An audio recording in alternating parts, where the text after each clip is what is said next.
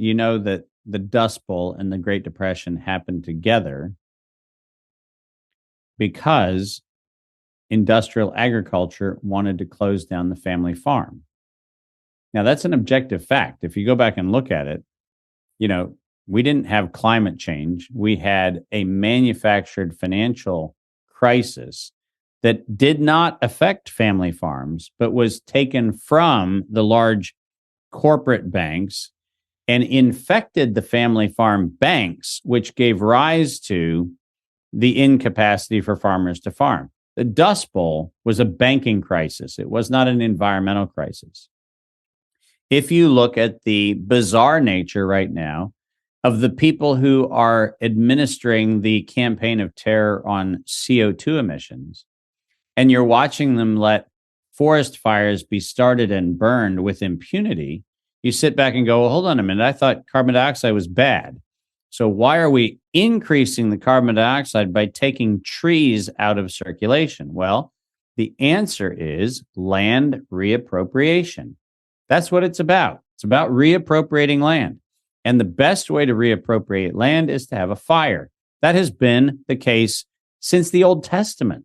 So this is not a new thing. This has been around for thousands and thousands of years. When humans cannot win on a fair playing field, they use fire.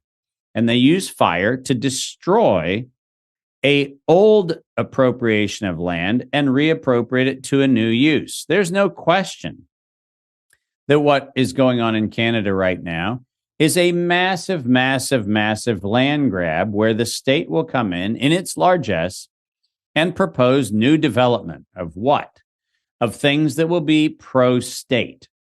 That's not a human recovery. And by the way, as much as Maui may or may not be the sum of a series of electrical failures, there is no question that the power systems in Maui were not managed to diminish the risk of fire. We will not say, and I will not say they necessarily intentionally set them. I'm not going to get into that conversation. What I will say is that very simple safety protocols, like if lines are down, don't send energy back into a down line. Those kinds of things were not done. So were some of those fires, without question, at least negligently set? The answer is without question. The evidence is unambiguous. And by the way, even NPR talks about that evidence.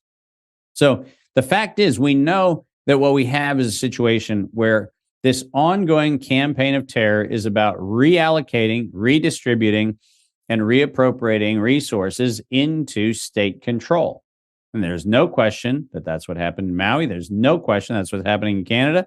And there's no question that that's what's happening in fires that are going on all around the world, remarkably in places where climate change activists say they're the most concerned with climate change. They're pumping CO2 into the air. So this hypocrisy is necessary to create the cognitive dissonance.